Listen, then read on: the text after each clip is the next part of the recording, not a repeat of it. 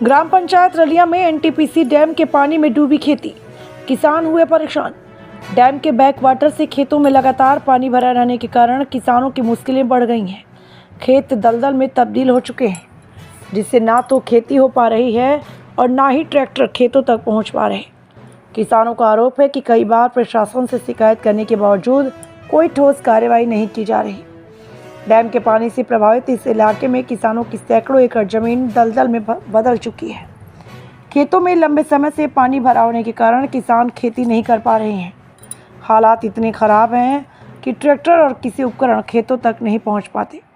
ग्रामीणों का कहना है कि दलदल में मवेशी भी फंस जाते हैं और कई जानवरों की मौत तक हो चुकी है। इससे किसानों को आर्थिक नुकसान के साथ साथ पशुधन का भी नुकसान उठाना पड़ रहा। पीड़ित किसानों का आरोप है कि उन्होंने कई बार तहसील कार्यालय पहुंचकर आवेदन देने और समस्या के समाधान की मांग की, लेकिन उन्हें सिर्फ आश्वासन ही मिला। किसानों का कहना है तहसीलदार द्वारा हर बार देखेंगे, सोचेंगे, अगले साल कार्रवाई करेंगे जैसी बातें कही जाती हैं, जबकि उनकी समस्या जस की तस बनी है। किसानों का कहना है कि उनकी उपजाऊ जमीन डैम के पानी की वजह से बेकार हो रही है। ऐसे में उनके सामने रोजी रोटी का संकट खड़ा हो गया। प्रभावित किसान प्रशासन से मुआवजा और अस्थायी समाधान की मांग कर रहे। अब देखना यह होगा कि किसानों के इन आरोपों पर शासन प्रशासन क्या कदम उठाता है और कब तक प्रभावित किसानों को राहत मिल पाती है। ग्राम पंचायत रलिया, थाना मस्तूरी, जिला बिलासपुर के अंदर के आदमी है।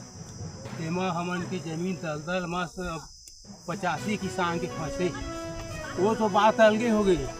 और ऊपर से राखड़ ऐसा उड़ा रहे हैं कि आदमी के तबीयत खराब हो जाता है। राखड़ के मेरे को तो डायरेक्टर साहब बोल दिए हैं, डॉक्टर साहब, कि भाई आपका कार्बन ऑक्सीजन और ये सब धुआं धक्कर 10 के नाम से हुआ। आप क्या चाहते हैं? तब हमको निर्णय करके दीजिए, हमारी ज़मीन का मुआवजा दीजिए और अपना ज़मीन को माने खेती करने के लिए व्यवसाय नहीं है। पूरा चारों तरफ से घेरा है दलदल, बीच में है कि जैसे लंका बीच में था, सब में समुद्र घेरे हुए थे। उसी प्रकार के हम उनकी ज़मीन हो गई और राखड़ उड़ रहे थे। अपन व्यवस्थित में सरकार रखिए, कोई 2 किलो गुड़ दे देते महीना 2 महीना में, तो कुछ वही में मन से बने हो। नाम तीर्थराम सांडे।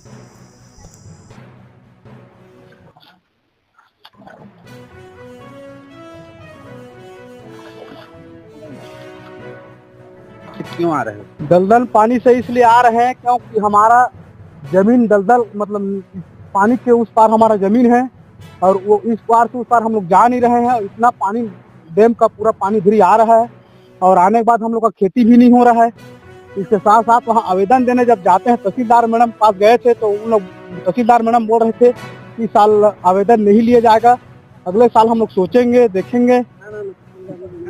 तहसीलदार मैडम का उनके पास आवेदन देने के लिए उन लोग बोले थे इस साल तो नहीं होगा, लेकिन अगले साल देखेंगे, सोचेंगे, ऐसे कर बोल दिए थे। और हम लोग का जमीन उस पार है और हम लोग का जमीन उस पार है और यहाँ देख लीजिए दलदल कितना है। हम लोग का जमीन कितना गड्ढा है, कितना पानी आ रहा है। हम ट्रैक्टर के लिए जाते तो ट्रैक्टर के लिए भी मतलब मना कर देते, किसमें जोतेंगे, सटक जाएगा ऐसे बोल।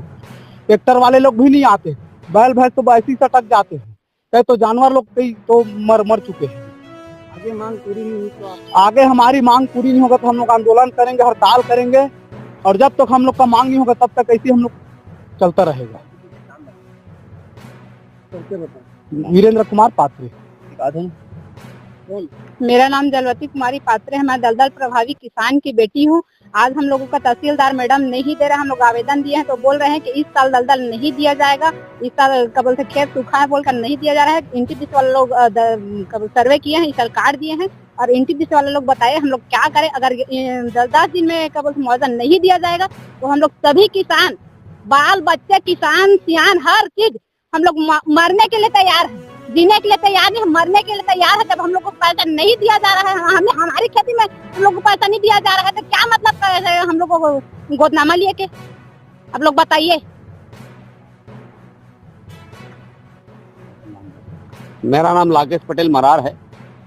मैं शुद्ध किसान हूँ, किसान संघ का सदस्य हूँ। और मैं दलदल पीड़ित किसानों में सभी किसानों के लिए सदैव आवाज उठाने के लिए मैं प्रयासरत रहता हूं और आज भी हूं। और मेरा सबसे ज्यादा क्षति हुआ है, फिर भी मेरे और 8 गांव के जो दलदल खेत किसान हैं उन सबको मुआवजा राशि बराबर जो मिलते आ रहा है 2009 से अभी तक, वो सब इसी प्रकार की कटौती ना हो, ऐसा मेरा विचार है। और इस विचार को पूर्णतः 2024 तक देते आ रहे हैं हम। 2024 में कौड़िया को कुछ काटने का प्रयास किया, हमने गए, कलेक्टर ने आवेदन स्वीकार किया और उसको फिर दे दिए। अब इस बार रलिया का काट दिया गया है। ये रलिया का काट दिया गया है, इसमें पटवारी, तहसीलदार, एसडीएम का मिली भगत से बिना नहीं काटा जा सकता। पहले जब सर्वे करते थे तो हमारे क्षेत्रीय पटवारी जो आते थे, राजू पटवारी, वो हम लोग को पंचनामा देते थे। इतने जमीन का खेती हुआ, माने खेती को सर्वे किया गया है, ये पंचनामा करके 10-20 लोगों को दस्तखत करा के अपने आरआई पटवारी, 2 संयुक्त पटवारी होते थे और हम लोग पंचनामा देते थे। ये 2015 से प्रावधान खत्म हो गया, आवेदन नहीं का हम लोग को पंचनामा नहीं देते पटवारी लोग। ऐसी स्थिति में हम लोग संदेह की स्थिति में है कि सीधा सीधा आरोप लगाते हैं कि पटवारी ने पैसा पाने के लिए ऐसा काटा गया है, तहसीलदार ने पैसा पाने के लिए काटा गया है, जो नहीं पाते हैं। और तहसीलदार को तो ऐसा है कि जो किसान के पक्ष में बोलेगा तो एनटीपीसी तो उनको कार और बंगला दे देते हैं, जिसे तहसीलदार किसान के पक्ष नहीं बोलते। और मैं चाहता हूं जो तहसीलदार है, पूर्व मैंने और कहा हूं कि संदीप ठाकुर ही जैसे यदि तहसीलदार मिल जाए पूरे क्षेत्र में हर जगह, तो किसानों की किसी भी प्रकार की समस्या नहीं रहेगी, सब समस्या का समाधान हो जाएगा।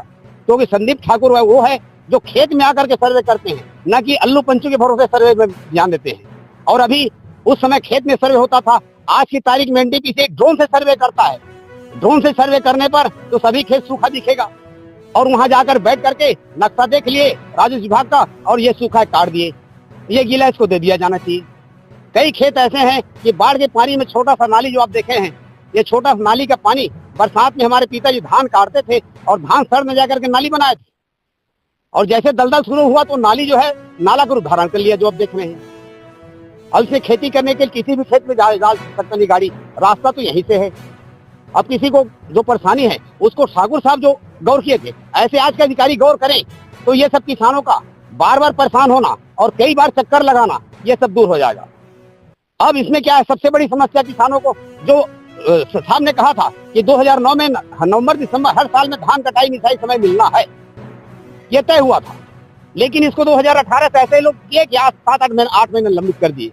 यहाँ तक हमने तोखन साहू के पास बात किए, तोखन साहू जी ने आवाज उठाया, एनटीपीसी को बुलाए, एनटीपीसी ने कहा हमारी कोई गलती नहीं है, तहसीलदार जितना बना के दे हम पैसा दे देते हैं सर।